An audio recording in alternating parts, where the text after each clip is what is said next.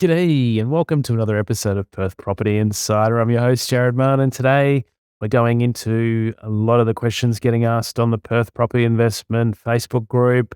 I'm choosing some of the juicy ones. I'm going to go into a few scenarios on, whether you buy for growth versus cash flow, how do new properties and established fit into that, how I think about the trade-offs of each property types you might be looking at when buying. I'm then going to go deeper into some research tips where you can get data, how to look at short-term and long-term data, how it fits together to make a selection criteria. I think it's going to be really valuable for people to hear my take on that. And then finally, we're going to go into rental freezes and rental caps and what could be ahead and whether it's actually going to make me even think about selling or whether I'm worried about it at all. So let's go inside. Welcome to Perth Property Insider, where you will learn how to grow your wealth and improve your life using Perth property. Our show is brought to you by Investors Edge Real Estate, the highly rated and award-winning property management specialists servicing the whole of Perth. Now, here is your host, Jared Mann. Well, let's dive straight into the first question, shall we? Someone is writing here, I'm just curious on opinions, no wrong answers. I'm looking at two properties side by side. Both are on approximately 350 square meters.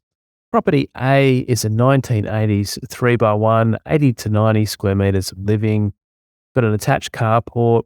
The internal's been updated recently, new bathroom, kitchen, flooring and paint. It's got only a 4x5 meter private courtyard with a decent front yard, and it was appraised at $500 per week. It has sold for $420,000.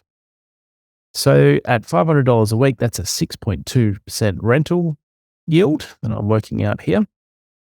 He's weighing it up against a property B, which is vacant land, and he's looking to build a house package on it with a 4x2 by double garage that would be 150, 160 square meters with a builder, and it's likely to come out costing a total of $500K. So very similar area apparently, and the estimated rental return on the house and land package, which is option B, is $600 a week or 6.2% rental yield. So expecting the same rental yield, but having to spend 500 odd K versus 420K for a similar area, apparently. And if both blocks are 350 square meters, then both are likely to be either subdivided, because full blocks would be 600 to 700 square meters. So he's obviously looking at infill for the house and land package option. He goes on to say that he knows there's a stigma about building, but buildings returning to more normal levels, build times becoming more reasonable. Which option would you go with? And here is my answer. Well, before you go asking others about which option they'd go with, someone's answer should really be dependent, and I'm suggesting what you should consider in weighing these options up yourself is how does it fit within your overall plan for your portfolio? Because when you're clear on your overall plan, it's a lot easier to decide if a purchase fits into that or not. And generally speaking, most investors are going to be better off growing their asset base first, getting a decent size asset base, and then switching more towards income later. But as we've found when we've gone deep inside some other people's situations, we had Charlie Valor on the podcast a few episodes ago. Check out his story on being a borderless investor. He focused more on cash flow, and his reasons were that his job or business had risk and he wanted to de-risk his situation, so he leaned more towards cash flow. Likewise, if you were looking to get out of your job sooner and replace cash flow sooner, and you've got more modest goals for your cash flow, you may choose to focus on cash flow sooner as well. So having that larger plan is going to really dictate where you sit on the types of properties you purchase, whether they lean more towards cash flow or capital growth, and it's going to make the selection a lot easier. And any investor looking at this in the Facebook group is going to say different things depending on where they sit on that spectrum, whether they're consciously choosing the outcome they want or not. And keep in mind, we've all got different biases that lead us. There's the cash flow camp and there's the capital growth camp. I'm not in either camp. I'm really in the build a plan camp. So you know what you're actually trying to achieve. So does it fit the plan or not for you is the question. And in this example above, if you were buying for growth, instead of buying an established property at 420K and getting the 6.2% yield, I would take the whole budget of 500K and buy the best established property I could with a proven history of performance. And when you buy an established property, the beauty of that is that it allows you to look back at how it has grown in the past and have more evidence to base your decision on, which is the whole philosophy that we use in our buyer's agency and our trifecta criteria for selection of a property. You want to look back at how it's performed in the past. And while that's no guarantee of the future, what we typically find that with an overall return on a property, as we've mentioned, it's made up of growth and an income component. So capital growth that you get in the price, income that you get from the rent. And it's typical that over the long term, the overall return on properties tends to come out to being around 10% total on average per year from both growth and rent. He said the rental yield's expected to be 6.2% for building a new house and for the established house. And yes, both of them are on subdivided blocks. So in both cases, the greater building component is what is leading to there being a higher expected rental return. And accordingly, I would generally expect the average growth rate to be lesser. And you're going to get a lower growth rate on a subdivided block versus a typical block in a suburb, all things considered. Unless perhaps you can look back at the history of how that established property has performed. And if it has performed above average, then maybe that would sway you to looking at it for your purchase. But what I instead would do with spending the whole budget on an established property, if you're aiming for growth, I'd buy at the 500K budget that he does have and can spend. I would look to then expect the rental yield to typically be more 5.5%. And my growth expectations for that purchase would be at least 5% then. So I'd be hoping to and expecting to get more of my total return as growth. See there, I'm expecting 5% versus probably 4% for the subdivided property. In both the case of doing a house and land package or in buying a subdivided older property in both of his cases that he's given. And so when I look at buying an asset for 500K, if I received a 1% better capital growth rate on average per year over 30 years, that's going to give me an extra $539,000. That's what 1% extra per year in growth rate does on 5% versus 4%. Now, if we took the extra rental yield along the way instead, so we took our 6% rental yield versus the 5% rental yield, we pay tax as we go on this extra positive cash flow when it gets to paying positive cash flow. So that's going to reduce what we get in hand. The more tax effective way is to receive it in growth that won't be taxed unless we sell down the track. And if it is taxed down the track, you'll pay 50% because you've held it more than a year when you pay your capital gains tax.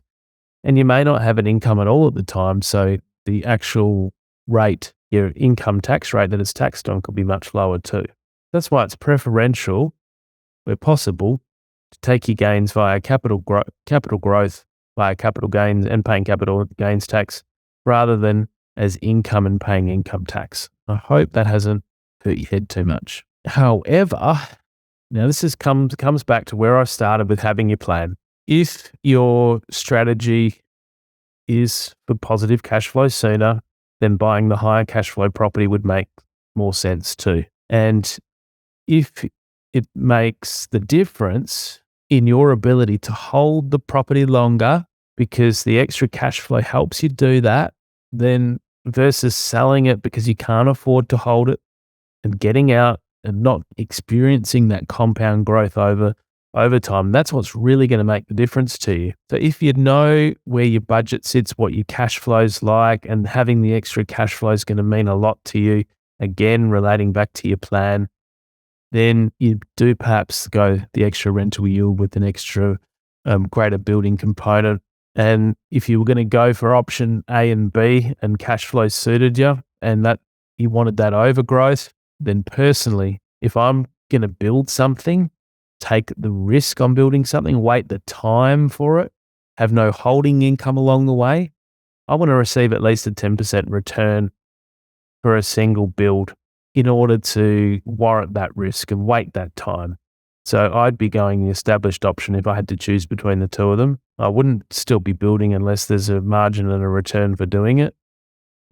Having a shiny object and lesser maintenance to me is not enough of a reason to do it.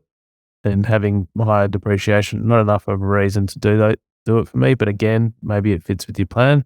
And preferably, if I was going to build, more than two, not just a single house, I'd be looking for at least a 15% return to warrant that extra risk and the extra effort and the lack of cash flow along the way. So I hope that answers your question. I know I went deep into the rabbit hole there, but I really didn't want to just give a simple answer because I think it takes away the thinking and the chance for you to create an overall plan. And we do have our strategic planning service, which I'm really excited about. It's getting some great results for people, giving them clarity.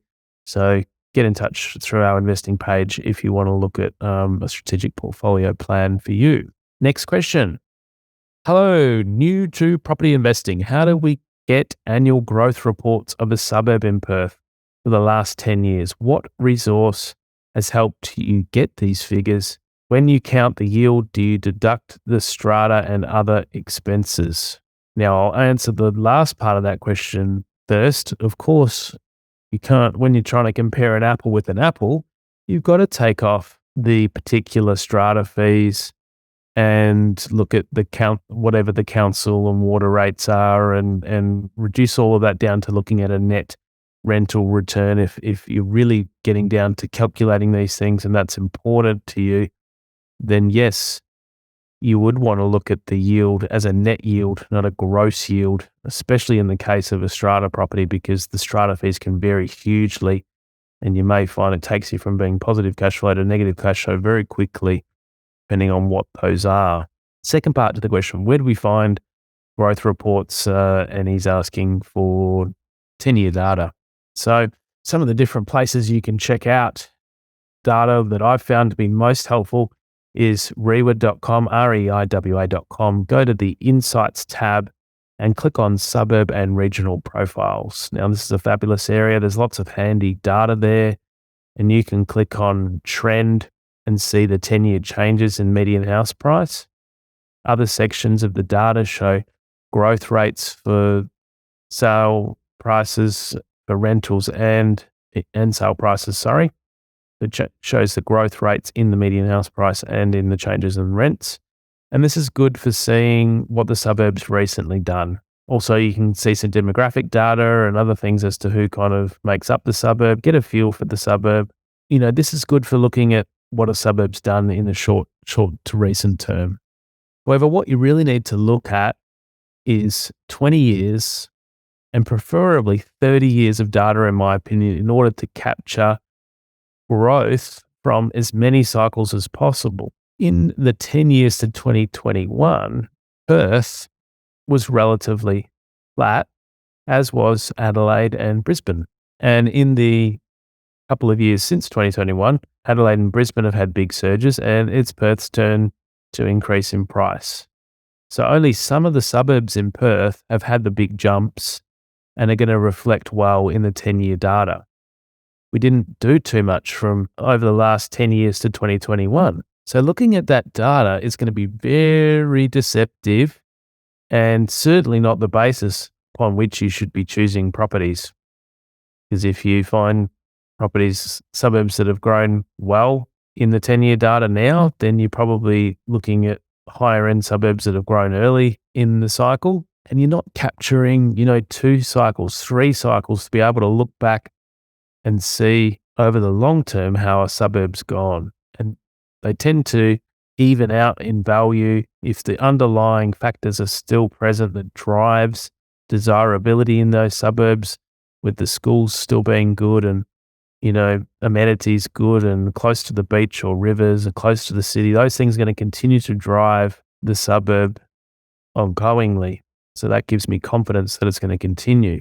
So is the data available publicly anywhere for 20 to 30 years? I hear you asking. Well, you can go to corelogic.com.au and go to their news and research section and go to suburb reports, and you can get a lot of similar data to REIWA here for free. However, you do need to upgrade to their premium subscription to see growth rates and house prices over longer periods. And I've got the full subscription for real estate agents, and I have access to 20-year data, which is longer than what is available on the REIWA website. And the challenge is that CoreLogic, you can only look up individual suburbs. You can't export it all and sort and filter it. And it makes it very difficult to go about selecting at a given price point if you're trying to choose. And of course, if you could get access to longer data than 20 years, that would be preferential too. And that's why I had a special research project commissioned by REIWA. It was only available because I'm a real estate agent and member, and I had it specially commissioned because I knew the president of REIWA, and I managed to have the data prepared as far back as was accurate, which was 30 years. And it came as an export in a spreadsheet, and it's what I use as the basis for long-term suburb selection for both our buyer's agency that we're running and the buyer's info packs. Both those services are very dependent, our suburb selection, on the long-term component being from these. So see link in the show notes to the investing section of our website if you do want to chat with us about helping you with either our buyer's info pack, which helps you do it yourself, or our buyer's agency, which is a lot more involved than just using this data, but where we can actually help you find, negotiate and secure a property using our trifecta criteria and all of our research combining both the short term and the long term. So we're talking long term data here. In case you are wondering, you can't just blindly use this data. You need to combine it with real world experience to know if the factors that contributed to this historical growth still remain and are likely to continue. And where a suburb has had lots of supply open up of land directly in the suburb or next to it, has a big impact on the likelihood of that, supply versus demand growth dynamic continuing. So many suburbs that were tightly held to supply in the past aren't necessarily today. And that's why you can't just go blindly out buying them, because the history says they performed well. And quite a few other suburbs had a government-run regeneration, as was the case for quite a few of the public housing suburbs that were littered with predominantly public housing. These types of things are going to negatively affect my outlook because they're not likely to continue at the same pace. So I tend to stay out of those areas that either have high land supply coming on or immediately surrounding, or that had a government-run regeneration in the past. There's not too many suburbs in the last category, but certainly not worth including. Now, in my methodology for making the most optimum selection, I also look at the likelihood for short-term growth. So we've spoken about getting as longer-term data as you can, preferably minimum 20 years.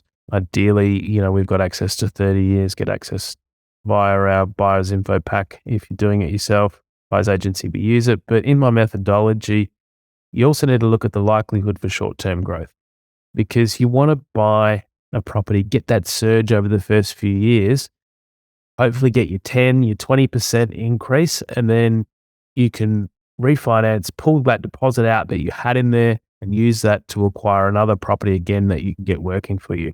So there's some really great research platforms around like Suburbs Finder, and H tag that can help you determine the likelihood of growth in the shorter term. There's also Terry Ryder's hot spotting. So these are good for determining short-term growth potential and increasing your chances. You can use the underlying trends to look at and verify as well that all the factors are present for short-term growth. So in summary, I overlay 30-year growth data, short-term predictions, manual trend analysis, and on-the-ground knowledge to create our recommended suburbs, which forms the first part of our trifecta criteria, being the suburb selection. And then you still have the area and the property criteria to go through to ensure the best chance of outperforming the market. But that's some insight into how I look at it and hopefully that'll help your property selection when you come to it. Next question. We have tenants who have broken lease, which is fine, and they're electing to advertise our property themselves to save money. Is this normal? I know it's a tight rental market, so I don't think we will have trouble getting new tenants, but are we a bit skeptical about this? Thanks. Yeah, we should be a bit skeptical. She wrote a little update here as well saying our PM agreed that it's best to go through them, but said the tenants have a choice not to, and this is what they've chosen. The tenants are also conducting their own inspections. So my answer to this is that it's certainly not normal. And in 15 years, I've never had it happen with one of our rental properties that we manage that I'm aware of. But in this digital age, with so much demand from tenants, it may happen more often, so I thought I'd cover it. I suggest that you still keep control of the situation and the quality of tenant you're finding by getting your property manager to still screen any tenants the other tenants wish to award a replacement lease to. Now, your property manager can also create the lease, manage the bond lodgement, etc., and set the new tenant all up to come in and replace the other one. And we'd normally typically charge half our letting fee in the past for this type of service when we weren't having to advertise and show a property. And we'd normally be doing that in the situation that a landlord, one of our clients, had a tenant that they were providing to us that they wanted to lease the property, and we didn't have to go out to the market and lease it and advertise it and show it. We just have to do the second half of things. So that's why we felt a half charge was fair, and hopefully that's still going to ensure that you're qualifying and screening the tenant really deeply and you have the final say on things. And if you're not getting the quality, then you can at least feed that back to the current tenant, and maybe they might see sense in getting your property manager to advertise in all the normal portals. Because what we find as well is that a lot of the subpar and tenants that are private, that rent through private owners and have difficult and patchy rental histories, they're the ones that go and try and rent through Facebook. They're the ones that go and try and rent through other private landlords because they know that through a private landlord, they're often not going to do the kind of checks that we do as property managers. And that's why, we also can't get a ledger from a private landlord, often too. And so it's far better to choose your tenants through mainstream channels that come from ideally having a rental history that is through another property manager. So all these things can be verified. And you usually just don't find that in the tenants that are applying through Facebook and Gumtree and other places that your tenants are likely advertising this on. Next question. Thoughts on Byford? I'm looking at building an investment property in Byford with either Celebration Homes or Blueprint Homes. Thanks for your feedback. Now, I relate this back to what is your overall plan. Both of these builders are excellent, and I've personally used Blueprint Homes before and found them fabulous. However, you only need to pull up a map to see how much land there is still around Byford to be released over the next decade. We're at the point in the market where most available land was sold with the building grads, and most people have gone off building. So the cost of new is still much higher than established. And I would ask, why build? Especially if you're not making a margin by doing so. Partly answered that in the question above earlier. while there is this imbalance, existing properties in areas like Byford will experience some growth in the short term. Think about it. If someone can go and buy an established property versus buying new in Byford at the moment, if the established property is ready to move into, it's significantly cheaper. There's very little land supply for people to build if they wanted to. They don't want to take the risk on building at the moment. That's what's going to still push prices up in areas like Byford in the shorter term. But then I think over the medium to longer term, there's going to be a lot more supply that keeps coming on, which is only, in my opinion, going to keep prices suppressed over the long term. And I think for the kind of budgets that you're going to have to spend for a new property out there, I think you can do better. Hope that helps. Next question. The rental cap will likely be implemented in the eastern states, and I believe they're certainly progressing things at the moment, and most likely in WA will follow. Would you sell or hold? I really wanted to go into this because it's from our resident bear who loves to be pessimistic on all things and find reasons not to do anything at any time. And you miss a lot of opportunities that way because there's always something negative on the horizon that you can focus on. It's hard to pick the tops, it's hard to pick the bottoms of markets, and you can get easily rattled by whatever's running the news cycle at the time. Increasing interest rates, global different things occurring. There's always something. And at the moment, this person's concerned about there being a rental cap, and is that going to make you want to sell or hold your property? And what is a rental cap? Well, another word for that is freezing rents and not allowing things to be increased, or putting a cap on how much the increase might be. Now, we all saw what happened last time in Queensland. When they started tinkering with the land tax for out-of-state investors. Queensland government got crucified and it hurt their property market considerably. Maybe you didn't see what happened, but they were basically looking to increase land tax for out-of-state property investors.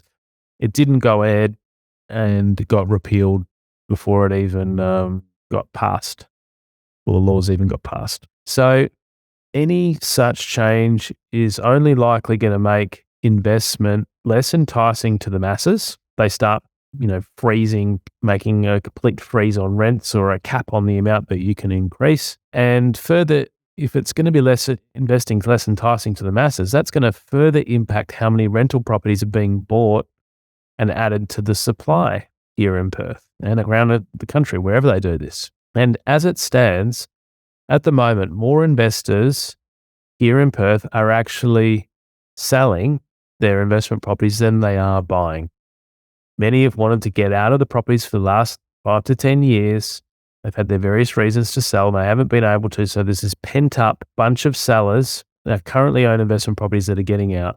And our supply of rentals is decreasing overall now because of this. Same time is that we're so popular with migrants, and we're significantly increasing the population growth that's coming in, and migrants normally rent before they buy. So it's putting immense pressure on the rental market, and that's why vacancy rates are so low and tenants are crying out, and they should be. They've got every reason to be concerned. So, however, with most capital cities having a rental crisis and the lowest vacancy rates on record, with many people, they're having to house share, they're having to couch surf, they're being borderline homeless. Some of them are homeless. This is a major problem. And with inflation being high and the cost of everything going up, the politicians are likely to have many of these desperate people crying out and pressuring them for change. So they're trying to do something, right? I understand why they're compelled to try to look at freezes or caps or, other changes. So in the short term, a vote winner might be, for instance, only allowing one increase in rent every year instead of every 6 months. In Perth, at the moment, we can increase every 6 months. Queensland's just made it so you can only increase once a year. Something like that might come through. Is that the end of the world? No, it's not. It just means you can't increase as frequently. Tenants have a more clear set rent over a whole year period. Is that going to change and stop rental prices from increasing? No, it's not. It's just going to pent up further demand. And, in a year's time when leases come to an end, if the problem underlying is not solved and there's not more rentals, and this does deter some investors from buying, then it's only going to push that rent up further when they increase. Now, the politician says, I've got another solution. Not only can you not increase once a year, maybe we'll cap the increase. Maybe we'll cap it at 10%. I don't know what they might do. But if they did cap it to, say, 10% in a year, that's still going to be workable for most of us as property investors. But again, if it puts people off, every time an outside control is put on market, it'll have unintended consequences. And if less investors are then interested in buying, it might be easier to go in the market and buy a property at that time if it puts others off. It's only going to further decrease the supply of rentals, making the rental crisis worse until the governments then need to step in. And what are they going to do then? How do you make a rental crisis better? You need more supply of houses and more supply of rentals. If you want more supply of rentals and things get that bad, they're going to have to step back in. They might cancel some of these policies. They might incentivize investors by reducing stamp duty or making lending easier. So as a long-term investor, regardless of what's done, I won't be making any rash decisions, nor would it delay me making a purchase and implementing my plan. Same goes for any policy change they can dream up, including any changes to the Residential Tenancies Act, to negative gearing, to capital gains tax. All of these things, once they come in, may not stay for long. They will likely have unintended consequences. And is it really going to fundamentally affect my long-term returns? That's when I would weigh up whether or not I'm going to sell out of something. But no, in this case, these things are not, I don't believe. And in the case of Queensland and their proposed land tax changes, if I'd sold up my property over there, only to later have them scrapped and not going ahead, I would have unnecessarily lost good money on selling and buying fees to get back in somewhere else. So hang on for the ride is what I'm saying. Don't get too bent out of shape with any of these proposed changes. And what the government should be looking at is solving the underlying supply of rentals, not polishing up the problem by proposing either caps on rental increases or only one increase per year. All of this is not going to help tenants. It's not going to incentivize investors. And hopefully Mark McGowan's a lot smarter than the Queensland Premier when it comes to these things. That's all for this episode. I hope you've got some nuggets out of that. If you're not a member of the Perth Property Investment Facebook group, head on over, post your questions, help others with theirs, and I'll catch you on the next episode. Bye.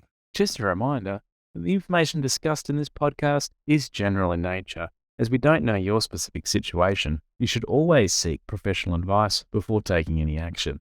For free market reports on your suburbs of interest and other helpful resources to grow your wealth, make sure you join my property investor update at investorsedge.com.au/join.